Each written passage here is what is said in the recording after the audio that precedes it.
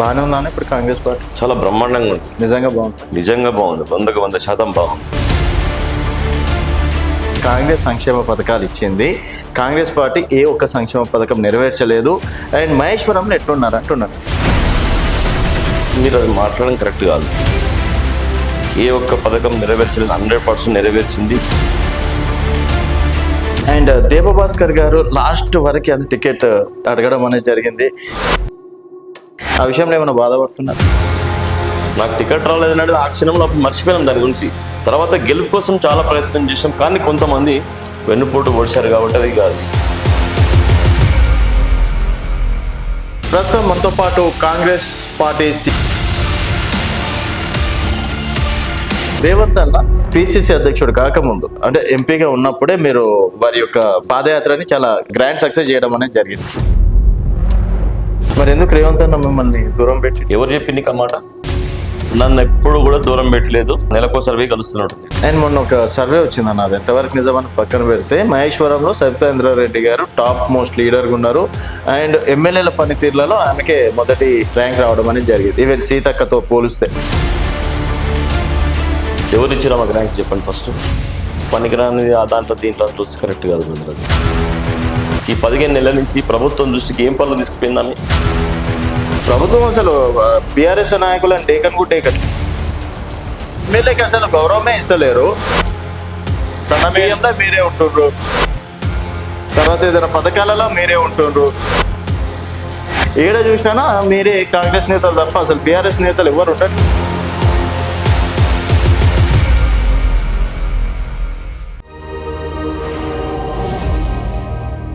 Welcome to Telangana వెలుగు. నేను మీ రాజు. ప్రస్తుతం మనతో పాటు కాంగ్రెస్ పార్టీ సీనియర్ నాయకులు దేవభాస్కర్ రెడ్డి గారు ఉన్నారు. నమస్తే భాస్కర్ రెడ్డి గారు, వెల్కమ్ టు తెలంగాణ వెలుగు. ఎలా ఉన్నారు సార్? బాగున్నాను సార్. మొట్టమొదటిగా తెలంగాణ వెలుగు ఛానల్ వారికి శుభాకాంక్షలు తెలియజేస్తూ ప్రేక్షకులందరూ కూడా శుభాకాంక్షలు తెలియజేస్తున్నాను. థ్యాంక్ యూ అన్న, సంతోషం. సో మొత్తానికి ఎట్లుందన్న కాంగ్రెస్ పార్టీ? యాక్చువల్గా మనం చివరి నిమిషంలో వరకు మీకు టికెట్ వస్తుంది అనుకున్నాము, బట్ సరే మిస్ అవ్వడం, తర్వాత ఇక్కడ బీఆర్ఎస్ పార్టీ గెలవడం అనేది జరిగింది. అది పక్కన పెడితే ఈ 15 నెలలుగా మహేశ్వరంలో మరి ఇటు కాంగ్రెస్ పార్టీ ఇలా ఇస్తుంది, ఎందుకంటే 2-3 ఇష్యూలు అయినాయి, ప్రోటోకాల్ ఇష్యూలు అనేది జరగడం అనేది జరిగింది. సో కాంగ్రెస్ పార్టీ ఎక్కడ కూడా మాకు సరైన ప్రోటోకాల్ ఇవ్వట్లేదు, ఓడిపోయిన వాళ్ళకు కూడా స్టేజ్ మీదకి పిలవడాలు, తర్వాత ఆధిపత్యం మొత్తమే అని చెప్పేసి. నిజంగా ఆధిపత్యం మొత్తం మీరే చెలాయిస్తున్నారా? అది పచ్చి అబద్ధం. గతంలో సబితాంద్రారెడ్డి గారు ఇక్కడ ప్రాతినిధ్యం వహించినప్పుడు కాంగ్రెస్ పార్టీ నుంచి 3 సార్లు మినిస్టర్ అయింది ఆమె. ఆమెకు ప్రోటోకాల్ రూల్స్ అన్నీ తెలుసు. మేము ఎప్పుడు కూడా ప్రోటోకాల్ గురించి ఎప్పుడు కూడా ఆమెను అవమానపరచలేదు, ఏం చేయలేదు. ఆమంతలు ఆమె కావాల్సుకొని కొన్ని ప్లేస్లకు వచ్చి పిలువని పేరెంటానికి వస్తారు కదా, అట్లా వచ్చి ఆమంతలు ఆమె కొంచెం ప్రెస్లో అక్కడిక్కడ మాట్లాడడం జరిగింది. కానీ మేము ఎప్పుడు ఆధిపత్యపూర్వం ఏం చేయట్లేదు. అధికారులు ప్లస్ మా స్థానిక ఎమ్మెల్యే కాబట్టి కంపల్సరీ ఆమె కూడా ఇన్వైట్ చేస్తే రావాలి. ఇన్వైట్ చేయడానికి ప్రోటోకాల్ అయితే ఉండదు కదా, అంతేగాని మేము ఎప్పుడు కూడా ఆ పద్ధతిలో మేము ఎప్పుడు చూడలేదు. మా కాంగ్రెస్ పార్టీ 15 నెలల నుంచి చాలా ఎన్నో పథకాలు తీసుకొచ్చింది ఈ తెలంగాణ ప్రాంతంలో. అందులో మహేశ్వరంలో రేవంత్ రెడ్డి గారి నాయకత్వంలో రేవంత్ రెడ్డి గారు ముఖ్యమంత్రి అయిన తర్వాత పెద్దపీట వేసారు మహేశ్వరం నియోజకవర్గానికి. ఓకే, సో బాగానే ఉందా ఇప్పుడు కాంగ్రెస్ పార్టీ? చాలా బ్రహ్మాండంగా ఉంది. నిజంగా బాగుంది. నిజంగా బాగుంది. 100% బాగుంది. ఎక్కడ ప్రజలు ఎక్కడ కూడా బాధపడతలేరు. ఎక్కడ కూడా బాధపడతలేడు.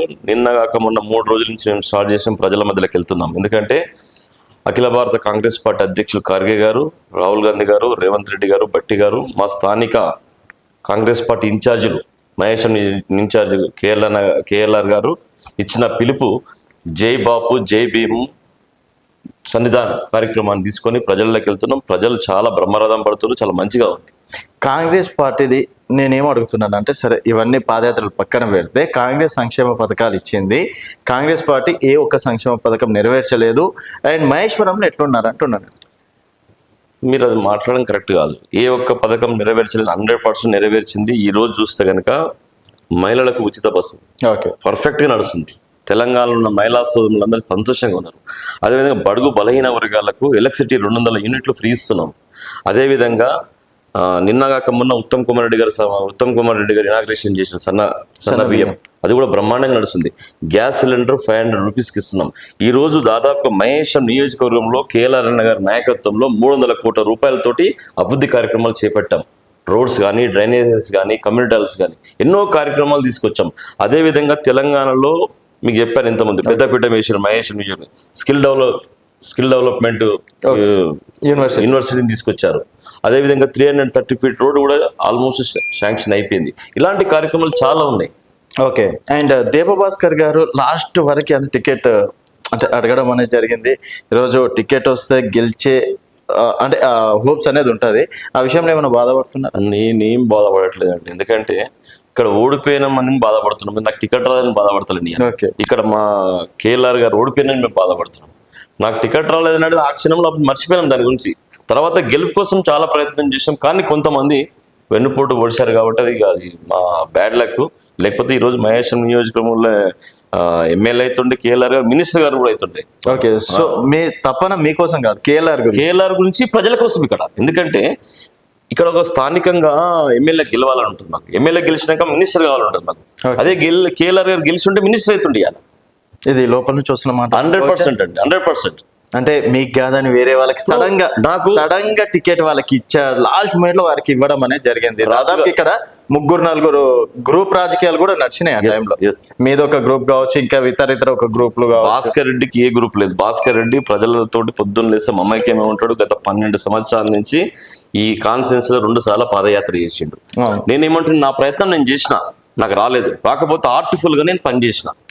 అందరం కూడా ఆర్టిఫుల్ గా పనిచేస్తే బాగుంటుంది. కానీ సరే, దాని గురించి నేను డిస్కషన్ చేయలేదు. మా స్థానికంగా ఇక్కడ కేఎల్ఆర్ గారు గెలిచి ఉంటే నేను రియల్ గా మినిస్టర్ కూడా అవుతున్నా ఒక భావన ఉండే నాకు బాగా పక్క. అంటే సీనియర్ నాయకుడు, అంటే పార్టీ వారిని అవకాశం ఇచ్చిందని చెప్పేసి మీరు నేను గెలిచినా ఇంకోళ్ళు గెలిచినా మేము మినిస్టర్ కాకపోతుండే, వారు గెలిస్తే మినిస్టర్ అవుతుండే ఇక్కడ. ఎందుకంటే సీనియర్ కదా ఆయన. అట్లా సో బాధ అయితే ఉంది. బాధ ఏం లేదు నాకు, నేను హ్యాపీగా ఉన్నా. బాధ కేఎల్ఆర్ గారు ఓడిపోయినందుకు చాలా బాధ ఉంది. చాలా అంటే చాలా బాధ. నాకే కాదు, కొన్ని వేల మంది కార్యకర్తలకు, స్థానికంగా ప్రజలకు కూడా చాలా బాధ. కాంగ్రెస్ పార్టీ థర్డ్ ప్లేస్ వచ్చింది. కేఎల్ఆర్ గారి మనస్తత్వం ఈ మధ్య కాలంలో 1 ఇయర్ నుంచి నేను జనం చేస్తున్నా కదా, చూస్తున్నా కదా. రియల్ గా ఎవరు కూడా రాష్ట్రంలో ఓడిపోయినాక ఇంటికి బయటికి వెళ్ళారు. రియల్ గా వారు ఓడిపోయినాక కూడా 1 వీక్ తర్వాత నుంచి స్టార్ట్ చేసింది కాన్స్టిట్యూన్సీలు తిరగడం. చచ్చిపోయినా సరే, పెళ్లిలైనా సరే. ఈ ఎన్నోసార్లు రేవంత్ రెడ్డి గారు ముఖ్యమంత్రి గారు ఒక 6 సార్లు వచ్చింది కాన్స్టిట్యూన్సీ, ప్రతిసారి వెంబడున్నారు. శ్రీధర్ బాబు గారు 10 సార్లు వచ్చింది కాన్స్టిట్యూన్సీకి. ఇంకా చాలా మంది మినిస్టర్లను తీసుకొచ్చింది ఇంటికి అభివృద్ధి కార్యక్రమాల్లో. ప్రతిరోజు మమేకమే ఉంటుంది ప్రజల మధ్యలో. సో వారితో పాటు నేను కూడా తిరుగుతున్నా, నాతో పాటు ఇంకా నాయకులు కూడా తిరుగుతున్నారు. అట్లేం లేదు. సో ఏమైనా సంక్షేమ పథకాల విషయంలో మీరు కూడా ముందుంటున్నారు? ఎస్, అబ్సల్యూట్లీ, పక్క. అందరం కలిసే ఉంటాం మేము. అంతేగాని వేరే వాళ్ళు ఎమ్మెల్యే కదా, మనకేం అవసరము, ఇంకా ఎలక్షన్స్ కి టైం ఉంది కదా అని చెప్పేసి అట్లా. సంక్షేమ పథకాలు ప్రజల వద్దకు తీసుకెళ్ళాల్సిన బాధ్యత కేఎల్ఆర్ గారి పైన. కేఎల్ఆర్ తో పాటు మేము అందరం కూడా కలిసే ఉంటాం. ఇప్పుడు గ్రూప్ రాజకీయాలు ఏం లేవు కదా మా దగ్గర. గ్రూప్ రాజకీయాలు ఏం అలాంటిది తావే లేదు అసలు. నిజం చెప్పండి. నిజం బ్రదర్, నేను చెప్పేది వాస్తవం. నేను ఎప్పుడు కూడా భాస్కర్ రెడ్డి అనే వ్యక్తి అబద్ధం మాడుతుంటే దాని వెనకాల రాసి ఉంటుంది, కానీ నేను అబద్ధం ఆడవలసిన అవసరం నాకు లేదు. ఓకే, ఫ్యాక్ట్ ఇది. దాదాపు 4 రాజకీయాలు ఉన్నాయి ఇప్పటికే, గ్రూప్ రాజకీయాలు. నాకు తెలిసి అయితే సిన్సియర్ గా, ఆనెస్ట్ గా పనిచేస్తున్నాం 10-12 సంవత్సరాల నుంచి. మాకు సరే అక్కడ ఇక్కడ చిన్న ఉండొచ్చు, కానీ మాకు అట్లంత పెద్దగా మాకు ఎక్కడ కనబడతలేదు అట్లా. అయితే రేవంత్ అన్న పిసిసి అధ్యక్షుడు కాకముందు రేవంత్ గారు, సో ఇక్కడ అంటే ఎంపీగా ఉన్నప్పుడే మీరు వారి యొక్క పాదయాత్రని చాలా గ్రాండ్ సక్సెస్ చేయడం అనేది జరిగింది. ఇదే తుక్కుగూడలో పార్లమెంట్ లో ఎంపీగా ఉన్నాం. తర్వాత పిసిసి అయిన తర్వాత రైతుల కోసం అని చెప్పి అచ్చంపేట నుంచి పాదయాత్ర చేస్తున్నప్పుడు నేను మహేశ్వరం నియోజకవర్గంలో బ్రహ్మాండంగా నేను స్వాగతం పలికాను. తర్వాత తుక్కుగూడలో మహేశ్వరం నియోజకవర్గం తుక్కుగూడలో ఎన్నో కార్యక్రమాలు రేవంత్ అన్న గారి నాయకత్వంలో పిసిసి ఉన్నప్పుడు పెట్టిండు. అవన్నిటి కూడా మేము ఉడతాభక్తిగా మా చాదనంత వరకు మేము అన్ని కూడా అది సక్సెస్ చేయడానికి ప్రయత్నం చేసాం. మరి ఎందుకు రేవంత్ అన్న మిమ్మల్ని దూరం పెట్టి? ఎవరు చెప్పింది అన్నమాట? ఏ విషయంలో ఇప్పటి వరకు ఏ పదవుల విషయంలో కూడా దీపభాస్కర్ పేరు రాలేదు. నన్ను ఎప్పుడు కూడా దూరం పెట్టలేదు. ప్రభుత్వం వచ్చి 14 నెలలు అవుతుంది, అన్ని ఆలోచించాలి దాని గురించి అని చెప్పేసి నన్ను దూరం పెట్టడం అయితే ఇప్పుడు నేను ప్రతి నెలకోసారి పోయి కలుస్తున్నట్టు నేను రేవంత్ అన్న కలుస్తున్నట్టు. ఓకే, ఇప్పటికే అటాచ్మెంట్ దాంట్లో ఏమి ఇబ్బంది లేదు. పాత ఏం మర్చిపోలేదు.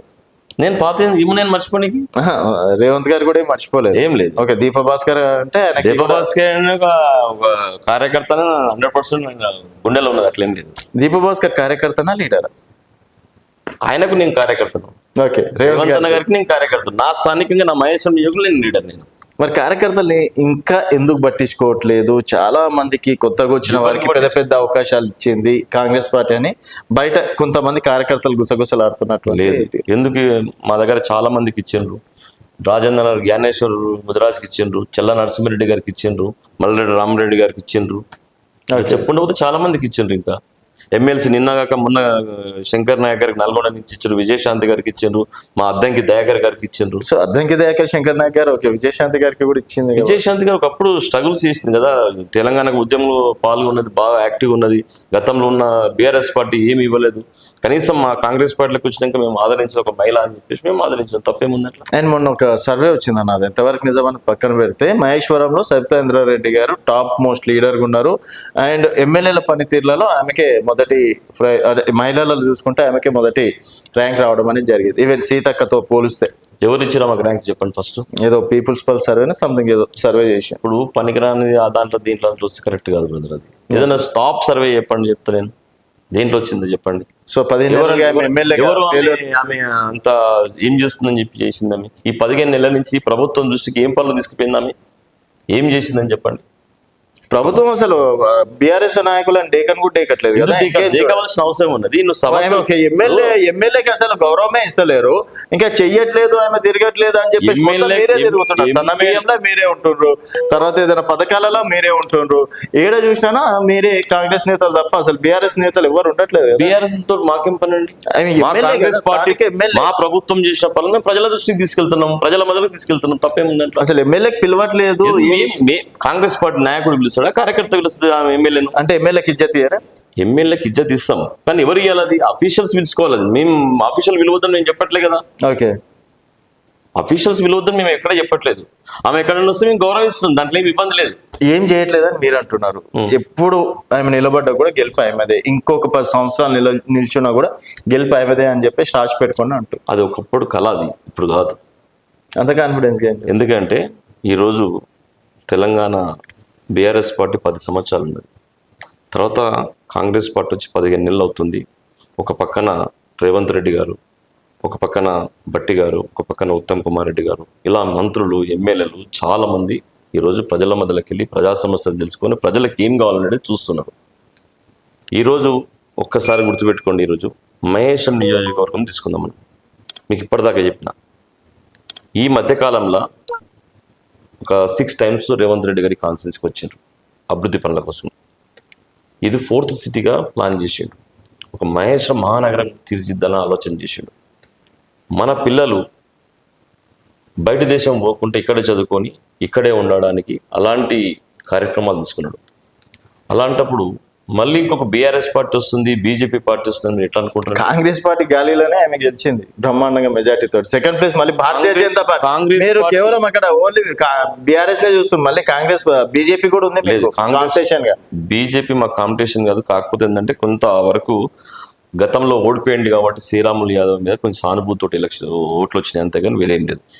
సబితాంద్ర రెడ్డి గారు ఈరోజు నేను సవాల్ విసురుతున్నాను, మరి మనం రాజీనామా చేస్తే మళ్ళీ నిలబడితే గెలుస్తాం చూడమని. బ్రహ్మాండంగా, సమస్య లేదండి, 50,000 మెజార్టీతో. లేదండి.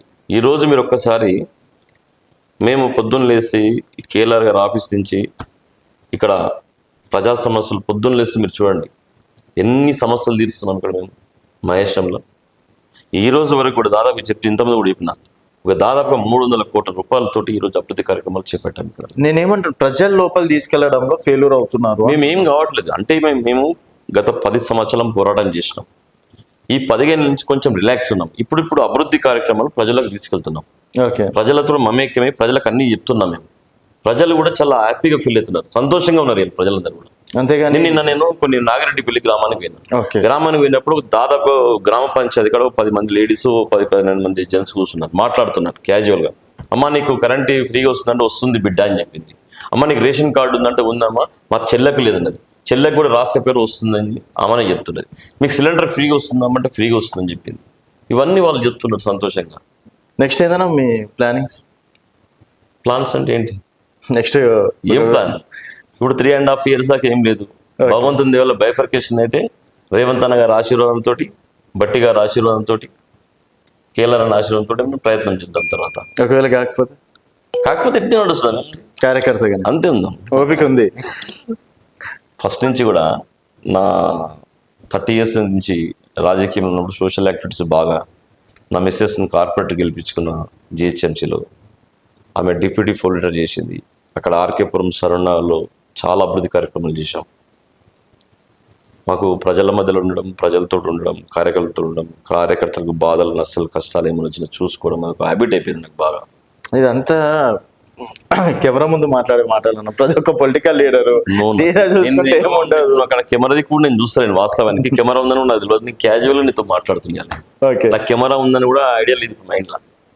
ఒక సింపుల్ గా రాజు ఒక ఫ్రెండ్ ఒక రిపోర్టర్ లానే మాట్లాడుతున్నా, నేచురల్ గా మాట్లాడుతున్నా. నాలాగా నేచురల్ గా మాట్లాడితే నన్ను కూడా మాట్లాడుతున్నాను, నేను కూడా చూస్తా. సో జనాలు ఇప్పటికీ మీరు వెళ్తే దీప భాస్కర్ అన్న విషయంలో ఇట్లా జరిగింది అట్లా జరిగింది, అన్నకు న్యాయం జరగాలని చెప్పేసి అనుకునేటోళ్ళు ఉన్నారా? అనుకుంటారు కానీ ఎవరిని కూడా నేను బయటికి రాని. అట్లా అన్యాయం జరిగింది, భాస్కర్ అన్నకు న్యాయం చేయాలని అట్లా ఉండదు నా దగ్గర. ఇప్పుడు వడ్డించే వాళ్ళు పైన ఉంటారు, వాళ్ళు చూసి నా కెపాసిటీ చూసి వాళ్ళు చేస్తారు. అని చేసినట్టు కార్యకర్తలు చెప్పడం కరెక్ట్ కాదు. అతి మంచితనం కూడా పనికిరాదేమో అడగండి, అమ్మాయినా పెట్టదు అని చెప్పేసి అంటారు కదా. నేను ఎప్పుడు కూడా నేను మంచితనంతో వెళ్తా. నా ముంగట ఎవరన్నా అవతల పార్టీ కానీ, ఈ పార్టీ కానీ, ఇంకో పార్టీ కానీ తొడగొట్టి మిషన్ చూతేనే అప్పుడు చేస్తున్నా. అంతేగాని నేను నా నేచురల్ నేను ఎప్పుడు చాలా ఆ విషయాల్లో కూడా మీకు ప్రతిపక్షాల ఆ టైంలో సవాల్ 100%. ఇదే సబితా ఇంద్రారెడ్డి గారు నేను అపోజిషన్ ఉన్నప్పుడు, హోమ్ మినిస్టర్ ఉన్నప్పుడే నేను చాలా పెద్ద ఎత్తున జరిగింది, బాగా ఎదుర్కొన్నాం. నేను ఆమె హోమ్ మినిస్టర్ ఉన్నప్పుడు నా డివిజన్ లో, రామకృష్ణాపురం డివిజన్ లో DCM లో పోలీసులు దిగటోళ్ళు ఫస్ట్. ఓకే, నా మిస్సెస్ కార్పొరేటర్ ఉండే. అంటే ఒకటి న్యాయం కోసం, ధర్మం కోసం, ప్రజల కోసం ఏదైనా చేస్తాను నేను. దాంట్లో వెనక వేడిది లేదు. సో ఇప్పుడు కాంగ్రెస్ పార్టీ అంటే ఎలాంటి బాధ్యతలు ఇచ్చినా చేయడానికి రెడీగా ఉన్నా. ఆల్రెడీ PCC మెంబర్ ఉన్నా, నేను స్టేట్ PCC మెంబర్ ఉన్నా. ఏ బాధ్యత ఇచ్చినా చేయగలిగిన కెపాసిటీ ఉందని వాళ్ళకి తెలుసు. తప్పకుండా ఏదో సమయం వచ్చినప్పుడు తప్పకుండా ఇస్తారు నాకు. అంటే ఇప్పుడు మొన్న మీనాక్షి నటరాజన్ గారు కూడా కార్యకర్తలకు పెద్దపీట ఏమేస్తాం అని చెప్పేసి అన్నారు. మరి నెక్స్ట్ ఇంకా చాలా పోస్టులు అనేది ఉన్నాయి. సో మొదటి దాంట్లో మిస్ అయింది, సెకండ్ దాంట్లోనే ఉంటుంది అనుకుంటున్నారా? మీనాక్షి నటరాజన్ గారు గ్రౌండ్ లెవెల్ నుంచి, ఒక కార్యకర్త లెవెల్ నుంచి, ఒక MP లెవెల్ నుంచి ఈ రోజు తెలంగాణకి ఇన్ఛార్జిగా వచ్చిండ్రు. వారికి అన్ని విషయాలు తెలుసు. వారికేంది మా రాష్ట్ర ముఖ్యమంత్రి రేవంత్ అన్నకు కానీ, బట్టి అన్నకు కానీ, ఉత్తమ్ అన్నకు కానీ, మా కేఎల్ఆర్ అన్నకు కానీ అందరికీ తెలుసు. వాళ్ళు డెసిషన్ తీసుకుంటారు దాని మీద. అయితే కేఎల్ఆర్ గారు ఒక అంటే ఇదే విషయంలో, ఇదే ఇష్యూ మీద పాత వీడియో చూసుకున్నట్టయితే పారాషూట్లకి అవకాశం ఇవ్వకండి, కాంగ్రెస్ పార్టీలో కష్టపడ్డ వారికి అవకాశం ఇవ్వండి అని చెప్పేసి రేవంత్ రెడ్డి గారు ముంగల్నే చెప్పడం అనేది జరిగింది. సో అది పాటిస్తున్నారా ఆయన చెప్పిన తర్వాత అయినా సార్? పాటిస్తుందా లేదని అధిష్టానం చూసుకుంటుంది. అది ఓకే, ఆయన మనసులో ఉన్నది చెప్పిండు అంతవరకు. అది పాటిస్తారా లేదనేది ఆ పై స్థాయి వాళ్ళు చూసుకుంటారు. ఆ డిస్కషన్ లో మనకు అవసరం లేదు. ఆ డిస్కషన్ అట్లా అంటే ఆయన ఎంబడి మీరు అంతగానో సపోర్ట్ చేసిన అన్నారు కదా, మీలాంటి వాళ్ళు. నేను అంతగానం సపోర్ట్ అంటే ఒక తాపత్రయం ఏంటంటే, ఈ మహేశ్వరం నియోజకవర్గంలో ఎవరు నిలబడ్డా ఈ కాంగ్రెస్ పార్టీ గెలవాలని ఒక దృఢ సంకల్పం నాకు ఉండే ఫస్ట్. ఓకే, అందులో నేను నిలబడితే, ఇంకో నిలబడితే ఒక ఎమ్మెల్యే గెలుస్తామేమో, కానీ కేఎల్ఆర్ అని వచ్చినాక గెలిస్తే మినిస్టర్ అయితే ఒక ఆశ బాగుండే మాకు. ఎందుకంటే సీనియర్ కాంగ్రెస్ పార్టీ. కాకపోతే కేఎల్ఆర్ అన్న గారు కొంచెం లేట్గా రావడం, కొంచెం ప్రజలకు కొంచెం తొందరగా అక్కడ ప్రజల మధ్యలకు టైం తక్కువ ఉంది కాబట్టి వెళ్ళకపోవడం కొంచెం మైనస్ అయింది. కొంత ఇక ఓడిపోవడానికి కారణం చాలా కారణాలు ఉన్నాయి దాంట్లో. అందుకని ఇక నెక్స్ట్ అదే చెప్తున్నా, నెక్స్ట్ ఈ రోజైనా సరే, ఏ రోజైనా సరే, ఎప్పుడు వచ్చిన ఎలక్షన్లో తప్పకుండా గెలిచే అవకాశం 100% విజయం ఉంది. ఎవరికి టికెట్ ఇచ్చిన అది బైఫర్కేషన్ అయితే అది చెప్పలేము. ఇప్పుడు మళ్ళీ అంటే మీరు కాంగ్రెస్ పార్టీ చాలా స్ట్రాంగ్ ఉందని చెప్పేసి అంటున్నారు కాబట్టి కాంగ్రెస్ కార్యకర్తకు కూడా టికెట్ ఇచ్చినా మహేశ్వరంలో గెలుస్తారా అన్నది నాకు 100% గెలుస్తాం. 100% పక్క గెలుస్తాం. కాంగ్రెస్ పార్టీ మహేశ్వరంలో కంచుకోట. కాంగ్రెస్ పార్టీ మహేశ్వరంలో కంచుకోట లేకుంటే 3 సార్లు మినిస్టర్ అయింది, ఎమ్మెల్యే అయింది ఆమె. కాంగ్రెస్ సబితా ఇంద్రారెడ్డి కాంగ్రెస్ పార్టీ నుంచి కదా అయింది. ఓకే, అంతకుముందు అది ఎవరు గెలిపించారు? సో కాంగ్రెస్ పార్టీలో మీరు ఇద్దరు ఉన్నప్పుడు సఖ్యతనే ఉండేనా? పర్వాలేదు, అప్పుడు బాగానే ఉండే. ఈ తర్వాత మాత్రమే ఆపోజిషన్ అవ్వడం అనేది జరిగేది. సో స్ట్రాంగ్ లీడరే అనుకోవచ్చు. మాకు అట్లా అనిపిస్తలేదు. మా కాంగ్రెస్ పార్టీ ఉన్నప్పుడు స్ట్రాంగ్ ఉండే, ఇప్పుడు స్ట్రాంగ్ కాదని. ఓకే. అండ్ బీఆర్ఎస్ కూడా మెల్ల పుంజుకుంటుందన్న అసలు రైతుల విషయంలో 2 లక్షల రుణమాఫీ చక్కగా కాలేదంటున్నారు. తర్వాత రైతు భరోసా విషయంలో కేవలం 2 ఎకరాలు 3 ఎకరాలు అనుకుంటా మెల్లగా వాళ్ళకి ఇవ్వడం అనేది జరుగుతుంది. తులం బంగారం కావచ్చు, 2500 కావచ్చు, 4000 పెన్షన్లు కావచ్చు, ఎక్కడ చూసినా ఇవే మెయిన్ టాపిక్లు అవ్వడం అనేది జరుగుతుంది. మహేశ్వరంలో కూడా అలాంటి చెప్పింది కరెక్టే. బట్ ఒకటి ఇక్కడ ఆలోచించాలి, ప్రభుత్వం వచ్చి 14 నెలలు అవుతుంది, 15 నెలలు. అంటే 100 రోజులు అని చెప్పేసి మీరు కూడా పాంప్లెట్లు పంచే ఉంటారు కదా. అయితే గతంలో 10 సంవత్సరాలు ఉన్నప్పుడు 7 లక్షల రూపాయలు అప్పు పెట్టిపోయింది ఆయన కేసీఆర్ ఫ్యామిలీ. దాన్ని అధిగమించుకుంటూ ఈ 15 నెలల నుంచి ఈరోజు రైతు రుణమాఫీ గురించి చెప్పిన కదా, నా కాన్ఫిడెన్స్ లో 90% అయింది. పక్క 90% అయింది. నీకు చార్ట్ కూడా పెట్టినాం ప్రతి గ్రామంలో మేము, ఎవరెవరికి రుణమాఫీ అయిందని, ఎవరెవరికి రేషన్ కార్డులు వచ్చినాయి, ఎవరెవరికి సిలిండర్ వచ్చింది ఫ్రీగా 500 రూపీస్ లాగా. ఓకే. ఇవన్నీ మేము చార్ట్ పెట్టినాం మహేష్ నియోజకవర్గంలో. మీరు రండి, నేను చూపిస్తున్నాను. ఇవాళ రైతు రుణమాఫీ 90% అయిపోయింది. 10% కూడా ఏంటంటే వాళ్ళ ఆధార్ కార్డు ప్లస్ వాళ్ళకున్న ఫ్యామిలీ డిస్ప్యూట్స్ తోటి కొంతవరకు రాలేదని. అందరికి ఆల్మోస్ట్ అందరికీ అయింది. సో బాగానే హ్యాపీగా ఉన్నారు వాళ్ళు, చాలా హ్యాపీగా ఉన్నారు. మీరు అనుకున్నంత social media BRS party BJP party చేసిన దుష్ప్రచారాన్ని తిప్పికొట్టడానికి మేము అందరం కూడా ఇప్పుడు ప్రజల్లోకి వెళ్తున్నాం. అండ్ రేవంత్ రెడ్డి గారు వచ్చి భూముల మీద కన్నేసిండు. హెచ్సియు కావచ్చు, ఇక్కడ మహేశ్వరం సైడ్ కూడా కొన్ని వేలాది ఎకరాలు అమ్ముకునే ప్రయత్నం చేస్తున్నారని చెప్పేసి బీఆర్ఎస్ నేతలు అంటున్నటువంటి మాట. ఈవెన్ రీసెంట్ గా కేటీఆర్ గారు కూడా ఇలా సభ పెట్టినప్పుడు చెప్పినటువంటి మాట. బ్రదర్, రేవంత్ రెడ్డి గారికి అవసరం లేదు బ్రదర్. రేవంత్ రెడ్డి గారికి భూముల మీద కన్నేసి తీసుకోవాల్సినంత అవసరం లేదు. మీకు తెలుసు, కాంగ్రెస్ పార్టీలకు వచ్చినప్పటి నుంచి కాంగ్రెస్ పార్టీని బలోపేతం చేయాలి, కాంగ్రెస్ పార్టీ నాయకులు ఎదగాలి, కాంగ్రెస్ పార్టీ రాబోయే 5 years కూడా కాంగ్రెస్ పార్టీ రావాలని ఒక ఆకాంక్షతో పనిచేస్తుంది. అంతేగాని ఈ భూములు గురించి KTR family, KCR family, Harish Rao family లేకపోతే అట్లా ఎప్పుడు అలాగా చేయలేదు, చేయడు కూడా. ఇక్కడ 4th సిటీ చేస్తా అన్నారు కదా. 4th city already land equation అయిపోయింది. ప్లస్ 330 feet రోడ్ కూడా, అది కూడా తొందరలోనే కాంట్రాక్టర్ను కాల్ఫర్ చేస్తారు. నిన్నగాక మన 4th సిటీ స్కిల్స్ యూనివర్సిటీ కూడా, అది కూడా స్టార్ట్ అయింది. అలాంటి ఇంకా 4-5 ఇండస్ట్రీలు కూడా వచ్చినాయి, పెద్ద పెద్దవి కూడా. 4th సిటీ అనేది రేవంత్ రెడ్డి గారి యొక్క కళ, కాంగ్రెస్ పార్టీ యొక్క కళ 100% నిజమవుతుంది. సక్సెస్ అవుతుంది, ఏ మాత్రం డౌట్ లేదు. కేవలం గిరిజన భూముల మీదనే కాంగ్రెస్ నేతలు కన్నేసి వాళ్ళ భూములను బలవంతంగా తీసుకుంటున్నారు అని చెప్పేసి టాక్ వస్తుంది. ఎక్కడైతే న్యూస్ లేదు, నువ్వు చెప్తుంటేనే ఏంటన్నట్లా. ఇంతవరకు మహేశ్వరం నియోజకవర్గంలో ఇంత పెద్ద సిటీ ఏర్పాటు చేస్తున్నారు కదా 4th సిటీ అని. దాదాపు 2 లక్షల ఎకరాలలో 4th సిటీ అక్వేషన్ చేస్తున్నారు మంచిగా. ఏ ఒక్క రైతు కలెక్టర్ ఆఫీస్ కాడ కానీ లేకపోతే కేఎల్ఆర్ అన్న ఆఫీస్ కాడ కానీ రేవంత్ అన్న సీఎం గారు కానీ ఇక్కడ ధర్నాలు రస్తాలుగా చూసేదా మీరు ఎక్కడన్నా? లోపల ఈ రోజు అఖిలపక్షము మాది కూడా కలపండి 4th సిటీలు అని చెప్పేసి ధర్నాలు చేస్తున్నారు. అఖిలపక్షం మొత్తం కలపండి అని.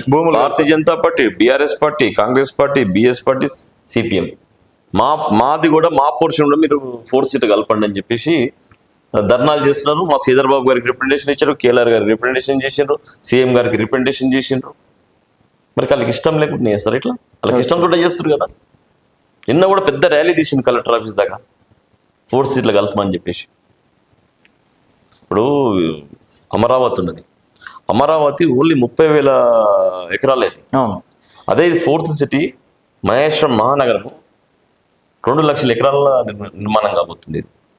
సో ఇప్పుడు రైతులకు కానీ బిజినెస్లకు కానీ మామూలు ఫ్యామిలీలకు కానీ 1 ఎకరం ల్యాండ్ ఉంటే 1 ఎకరం ₹1 కోటి అంటే ఇలా 5 కోట్లు అయింది. అది ఇలా రేవంత్ అన్న గారి నాయకత్వంలో కాంగ్రెస్ ప్రభుత్వంలో అయినట్టే కదా. సో మహేశ్వరంలో పుట్టినోళ్ళు జన్మధాన్యం అనుకోవాలి. అంతే. మహేశమే కదా, మహేశం చుట్టుపక్కల ఉన్న రంగారెడ్డి జిల్లాలో ఉన్న మొత్తం ఇబ్రాహీంపట్నం తీసుకో, శంషాబాద్ తీసుకో, షేర్లింగంపల్లి తీసుకో, కుక్కట్పల్లి తీసుకో, షాద్నగర్ తీసుకో, కల్లకుర్తి తీసుకో, మహబూబ్నగర్ దాకా అటాచ్ ఉంటుంది. ఓకే, పెద్ద సిటీ కదా ఇది. సో సక్సెస్ అవుతుంది 100% సక్సెస్. 3.5 సంవత్సరాలు 100% సక్సెస్. 3.5 సంవత్సరాలు 3.5 లోపల కంప్లీట్ చేసి ఇనాగ్రేషన్ కూడా చేస్తారు. కాన్ఫిడెన్స్ ఉంది, 100% కాన్ఫిడెన్స్ ఉంది. సో నెక్స్ట్ కూడా కాంగ్రెస్ వస్తుంది. అయితే నెక్స్ట్ మీరు డౌట్ ఎందుకు పడుతున్నారు అట్లా? 100% కాంగ్రెస్ పార్టీ వస్తుంది. మహేశ్వరం కూడా జెండా ఎగరేస్తాం. బైఫర్కేషన్ ఎన్ని కాన్సెన్స్ అన్ని కాన్సెన్స్ మీద జెండా ఎగరేస్తాం మేము. అంత కాన్ఫిడెన్స్ ఎట్లా చెప్తున్నారు అని? ఎట్లా అంటే ఇప్పుడు మీరు ఎంతసేపు కూడా బీఆర్ఎస్లది బీజేపీలది గురించి ఆలోచిస్తారు. కాంగ్రెస్ పార్టీ డెప్త్గా ఇంటర్నల్గా మేము చేస్తున్నాం. నేను చెప్పిన నిన్న గ్రామంలో పాదయాత్ర చేస్తే వాళ్ళు ప్రజలు వచ్చి చెప్తున్నారు, నాకు బిడ్డ నాకు 200 రూపాయలు నాకు ఫ్రీ అయింది, సిలిండర్ వస్తుంది, నాకు రేషన్ కార్డు వచ్చింది, నాకు రుణమాఫీ అయింది అని చెప్తారు వాళ్ళు. కాకపోతే నువ్వు అన్నట్టుగా మేము కొంచెం పబ్లిసిటీ చేసుకోలేకపోతున్నాం. మాకు పబ్లిసిటీ చేసుకునే ఇప్పుడు ఎలక్షన్స్ ఏం లేవు కదా. ఓకే, చూద్దాం, వెయిట్ చేద్దాం. సో జనాలు మర్చిపోతారు కదా. ఏం మర్చిపోరు, అన్నం పెట్టినప్పుడు ఎవరు మర్చిపోరు, గుర్తుపెట్టుకుంటారు. ఏమో అన్న, మీ కాన్ఫిడెన్స్ అర్థమైతే ఓవర్ కాన్ఫిడెన్స్ అర్థమైతే. నాది ఓవర్ కాన్ఫిడెన్స్ ఎప్పుడు కాదు, ఎప్పుడు కూడా కాన్ఫిడెన్స్లే మాట్లాడుతాం. కాన్ఫిడెన్స్ ఓవర్ కాన్ఫిడెన్స్ ఎప్పుడు లేదు మాకు అట్లా. సరే, 3.5 సంవత్సరాల తర్వాత ఎందుకు ఇప్పుడు 6 నెలలు అయితే ఎలక్షన్స్, ఇంకో 2-3 నెలలు అయితే స్థానిక సంస్థల ఎలక్షన్స్ వస్తాయి. డెఫినెట్గా అప్పుడైనా సరే కాంగ్రెస్ పార్టీ ముందుంటది అనుకోవచ్చా? 100% ముందు ఉంటుంది. ఒకవేళ వెనక్కి వెళ్ళిపోతే జిహెచ్ఎంసీలో మాకు 2 డివిజన్లు వస్తాయి. ఆ 2 డివిజన్లు కూడా కాంగ్రెస్ పార్టీ గెలుస్తాము. ఇప్పుడు ఈ గ్రేటర్ హైదరాబాద్లో ఇప్పుడు రింగ్ రోడ్లో కూడా మొత్తం గ్రేటర్ హైదరాబాద్ కలిపింది కదా, ఆ డివిజన్లో కూడా మేము కాంగ్రెస్ పార్టీ జెండా ఎగరేస్తాం. చాలా అంటే మీరు అప్పట్లోనే సర్పంచ్ గెలిపించుకున్నారు, తర్వాత ఎంపీటీసీ గెలిపించాడు, నా మిస్సెస్ కూడా గెలిపించడం అనేది గెలిపించడం జరిగింది. సో ఈసారి కూడా బాధ్యతలు భుజాల మీద వేసుకుంటారా? 100% కంపల్సరీ. మీ ఆధ్వర్యంలో ఇక్కడ మా ఇన్ఛార్జ్ గారు కేఎల్ఆర్ గారి నాయకత్వంలో మేమందరం కలిసి పనిచేసి ఇక్కడ ఉన్న సర్పంచ్లను కానీ, ఎంపీటీసీలను కానీ, కార్పొరేషన్లు కానీ. మరి ఎందుకని ఎలక్షన్స్ పెట్టడంలో లేట్ అవుతుంది? అంటే భయపడి పెట్టట్లేదు అని చెప్పేసి ఒక రకంగా. దేనికోసం భయం చెప్పండి? అంటే ఇచ్చిన హామీలు నెరవేర్చలేదు. నెరవేర్చమని ఇప్పుడే చెప్తున్నా ఈ 3 హామీలు ఇస్తే సరిపోతుంది అంటే. ఏమేమి? ఈ ఫ్రీ బస్ ఒకటి, 500 సిలిండర్, 200 యూనిట్ల కరెంట్. రైతు రుణమాఫీ చేసింది కదా, ఇంకా చాలా వరకు కాలేదంట. ఒకటి గుర్తుపెట్టుకుని బ్రదర్, తెలంగాణ కాంగ్రెస్ పార్టీ రేవంత్ రెడ్డి గారు ముఖ్యమంత్రి అయిన తర్వాత మొట్టమొదటి సంతకము ఉద్యోగాలు 50,000 ఉద్యోగాలు ఇచ్చారు. ఈ మధ్య కాలంలో దాదాపుగా మళ్ళీ 15,000 ఉద్యోగాలు వచ్చాయి. 10 సంవత్సరాల బీఆర్ఎస్ పార్టీలు ఎన్ని ఉద్యోగాలు ఇచ్చారు? అది మీరు నియామక పత్రాలు ఇచ్చింది అన్న. ఎవరు? మీరు నియామక పత్రాలు ఇచ్చింది అంతే. మీ హయాంలో జరిగినాయి 3,000 ఉద్యోగాలు వచ్చినాయి. ఎప్పుడు ఎక్కడ? కేవలం మీ గవర్నమెంట్ వచ్చిన తర్వాత మీరు నోటిఫికేషన్ ఇచ్చి ఎగ్జామ్ కంటెంట్ చేసి. నేను ఒకటి చెప్తా, గత ప్రభుత్వం నోటిఫికేషన్ ఇచ్చి నీరు గార్చింది కొన్ని సంవత్సరాలు. దాన్ని మేము అమలు చేసినామా లేదా? చేసినామా లేదా? నియామక పత్రాలు ఇచ్చిన వస్తుంది, ఇస్తారు కదా. నియామక పత్రం ఇచ్చినామంటే 100% జాబ్ వచ్చినట్టే కదా. వచ్చినట్టే. మరి ఇంకా దానికి సందేహం ఏంటి మీకు? ఇంకా ఇప్పుడు ఏదని హెచ్సి ఇష్యూ ఏంది అంటే రియల్ ఎస్టేట్ కోసమేనా కాంగ్రెస్ పార్టీ భూములు లాక్కుందామని చూస్తుంది? ఎందుకు లాక్కుంటారు? ఎవరు లాక్కుంటారు బ్రదర్? లాక్కుంటాం అంటే ఎవరికి లాక్కుంటారు? రేవంత్ రెడ్డి గారు ఏమైనా సొంతంగా లాక్కుంటున్నా? బట్టి గారు ఏమైనా సొంతంగా లాక్కుంటారా? అది తప్ప. అసలు మీకు రాంగ్ మెసేజ్, మీరు మీడియా ద్వారా రాంగ్ మెసేజ్ ఇస్తారు, తప్పది. ఎందుకు అవసరం ఏమన్నా చెప్పండి? ఒక ప్రాజెక్ట్ కోసము, అక్కడ ఉన్న యువత కోసం, అక్కడ ఉన్న పబ్లిక్ కోసం ఏం అవసరం ఉందో దాని అవసరాల కోసం తీసుకుంటారు, అంతేగాని మేము లాక్కోవడం మాకు ఏం అవసరం చెప్పండి? రేవంత్ రెడ్డి గారికి ఏం దక్కుందని లాక్కుంటారు చెప్పండి? ఈ social media BRS party, BJP party అనవసరంగా రాద్ధాంతం చేస్తుంది అంతే. అట్లా ఈ వాళ్ళు చేసిన పనులు తీసుకుంటే ఒక్కసారి తిరిగి ఎన్ని చూడండి, ఎన్ని అక్రమాలు వాళ్ళు చేసిన పనులు. సన్నబియ్యం సక్సెస్ అవుతుంది, 100% సక్సెస్ అయింది, బాగా సక్సెస్. సో పేద ప్రజలది కాంగ్రెస్ పార్టీ అండ పక్క. ఇప్పుడు మళ్ళీ ఇంకోటి, ప్రతి కాన్ఫరెన్స్ లో సంవత్సరానికి 3,000 ఇండ్లు ఇస్తున్నాం మేము. మహేశ్వరంలో అది కూడా ఆక్పోయి నడుస్తుంది. ఇందిరమ్మ ఇల్లు ప్రతి గ్రామంలో మళ్ళీ ఉండాలని చెప్పేసి అర్బన్ రూరల్లో బాగా చేస్తున్నాం దాన్ని. మీకు ఇప్పుడు కాంపిటీషన్ బీజేపీ బీఆర్ఎస్? మాకు అట్లా మేము బీజేపీ అని చెప్పలేము, బీఆర్ఎస్ అని చెప్పలేము. మా కాంపిటీషన్ ఏం లేవు, ఎవరు లేరు, అసలు లేరు. కాంగ్రెస్ కి ఎదురు లేదు. మాకు ముందు మేము నడుస్తూనే ఉంటాం అంతే. మాకెవరైనా వస్తే ఇట్లా తప్పించుకుంటూ పోతుంటాం అంతే. సో చూద్దాం అన్న, డెఫినెట్ గా నెక్స్ట్ వచ్చే ఎలక్షన్స్ మాటలు మళ్ళీ నేను వీడియో చేసి భాస్కర్ అన్న ఆ రోజు ఇట్లా అన్నారు, ఇప్పుడు ఏది పరిస్థితి? మహేశ్వరం నియోజకవర్గం ఇక్కడే మా కేఎల్ఆర్ గారి ఆఫీస్ లో కూర్చొని మాట్లాడదాం, మళ్ళీ ఇదే మాటలు మాట్లాడతాడు. ఒకవేళ అప్పుడు సరే మీరు అనుకున్న కాన్ఫిడెన్స్ వెనక్కి వెళ్ళిపోతే కాంగ్రెస్ పార్టీ ముందుకు వెళ్తున్నాను, కాంగ్రెస్ పార్టీ తప్పు చేసింది అని చెప్పేసి ఒప్పుకుంటారా? వెనక్కి వెళ్తే కదా ఒప్పుకోవడానికి. నేను మాది ఎప్పుడు ముందు చూపే ఉంటుంది, వెనక చూపాలి అసలు ఉండనే ఉండదు. ఓకే అన్న, చూద్దాం అన్న. డెఫినెట్ గా మీ కాన్ఫిడెన్స్ కి నేను మళ్ళీ మిమ్మల్ని కలుస్తా ఎలక్షన్స్ తర్వాత. రిజల్ట్స్ ని బట్టి మీతో మాట్లాడే ప్రయత్నం చేస్తా. అండ్ ఆల్ ది బెస్ట్ అన్న. మీరు చేసినటువంటి అప్పటికి కృషికి కాంగ్రెస్ పార్టీ గుర్తించాలని చెప్పేసి కూడా మనస్ఫూర్తిగా కోరుకుంటున్నాం అన్న. థ్యాంక్ యూ అన్న, thank you so much. So ఇది దీప భాస్కర్ గారితో స్పెషల్ చిట్ చాట్. మరొక గెస్ట్ తో మళ్ళీ కలుద్దాం. చూస్తూనే ఉండండి తెలంగాణ వెలుగు.